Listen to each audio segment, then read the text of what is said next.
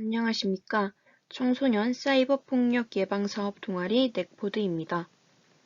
오늘은 구체적인 설명과 예시를 통해 사이버 언어 폭력과 사이버 명예훼손에 대해 알아보도록 하겠습니다.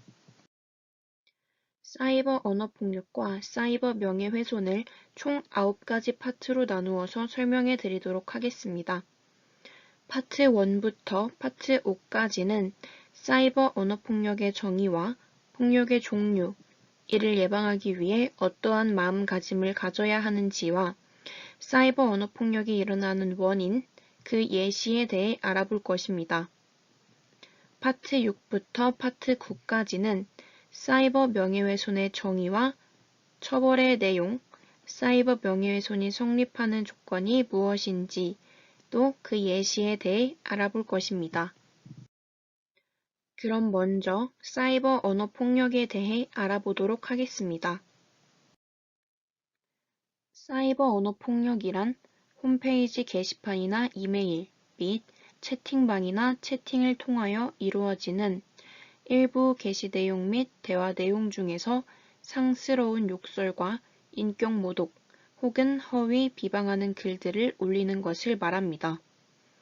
이는 사이버 공간에서의 의사표시를 통해 상대에게 수치심 및 공포심을 유발시키거나 인격적 가치를 저하시키는 행위입니다. 이 정의에 해당하는 모든 폭력이 사이버 언어 폭력이 될 수 있는데, 그 예로는 사이버상에서 말로 위협하거나 협박하는 행위, 욕설을 하는 행위, 험담을 하는 행위, 조롱하거나 비웃는 행위, 모욕을 주는 행위, 약점을 들춰서 괴롭히는 행위, 별명을 부르며 놀리는 행위, 나쁜 소문을 퍼뜨리는 행위 등이 있습니다. 사이버 언어 폭력은 나도 모르는 사이 쉽고 자주 일어나고 있습니다. 이를 예방하기 위해서는 우리가 다져야 하는 마음가짐이 있습니다. 첫 번째는 내가 싫으면 남도 싫은 것이라는 마음가짐을 가져야 합니다. 두 번째로는 인터넷은 강한 전파력을 가진 우리의 생활 공간임을 정확히 인식해야 합니다. 세 번째로는 나 혼자만 욕하지 않는다고 뭐가 달라질까? 라는 생각에서 벗어나야 합니다. 네 번째로는 욕과 나의 성격 표현은 상관이 없음을 깨달아야 합니다. 사이버 이용자 모두가 이러한 마음가짐을 가진다면 사이버 언어 폭력은 줄어들 것입니다. 그렇다면 사이버 언어 폭력은 왜 일어날까요? 이와 같이 다양한 원인들이 있지만 대표적으로는 익명성으로 인한 통제의 어려움, 가상세계와 현실세계를 구분할 수 있는 가치관 결여, 이로 인해 발생하는 잘못된 행동에 대한 죄책감 결여가 있습니다. 사이버 언어 폭력의 한 사례를 알려드리도록 하겠습니다. 중학교 1학년이었던 A 학생은 반 학생의 초대를 받고 카카오톡 방에 들어가게 되었는데 그곳에는 이미 10여 명의 학생들이 기다리고 있었고 A가 들어오자마자 욕설을 퍼부었습니다. A는 욕설을 보지 않기 위해 카톡 알람을 무음으로 하였지만 그 후에도 계속해서 카톡방에서는 A에 대한 욕설이 끊이지 않게 올라왔습니다.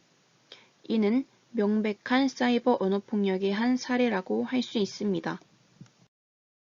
다음으로는 사이버 명예훼손의 정의에 대해 알아보도록 하겠습니다. 사이버 명예훼손은 특정인에 대한 허위의 글이나 명예에 관한 사실을 인터넷에 게시하여 불특정 다수에게 공개하는 것을 말합니다. 사이버 명예훼손의 처벌에 대해 알아보겠습니다.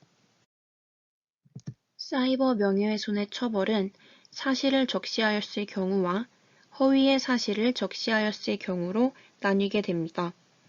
먼저 사실을 적시하였을 경우에는 2년 이하의 징역이나 금고 또는 500만 원 이하의 벌금에 처해지고 이는 피해자의 명시한 의사에 반하여 공소를 제기할 수 없는 반의사 불벌죄에 해당합니다. 다음으로 허위의 사실을 적시하였을 경우에는 5년 이하의 징역, 10년 이하의 자격정지 또는 1천만 원 이하의 벌금에 처해지며 이 역시 반의사 불벌죄에 해당합니다. 이는 정보통신망 이용 촉진 및 정보보호 등에 관한 법률상의 사이버 명예훼손죄에 해당하는 범죄입니다. 사이버 명예훼손으로 인정받기 위해서는 몇 가지 성립 조건이 필요합니다. 첫 번째 조건은 공연성으로 불특정인이나 다수가 인식할 수 있는 상태여야 합니다. 즉, 사이버 명예훼손을 목격한 제3자가 존재하여야 합니다.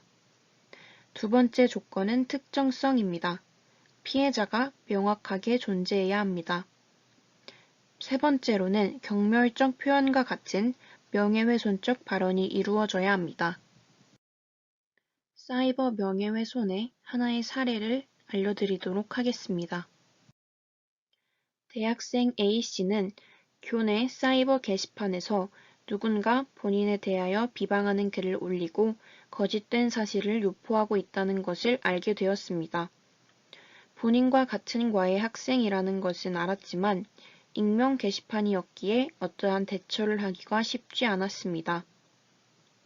본인에 대한 거짓 글로 인해 A씨는 학교에 수업을 들으러 가는 길조차 너무 큰 스트레스로 다가왔고 이 문제로 휴학을 하기에 이르렀습니다. 이는 거짓된 사실로 인해 명예훼손을 당한 사이버 명예훼손에 해당하는 사례라고 할 수 있습니다. 이것으로 사이버 언어폭력과 사이버 명예훼손에 대해 알아보았습니다. 지금까지 청소년 사이버 폭력 예방 동아리 사업 네포드였습니다. 감사합니다.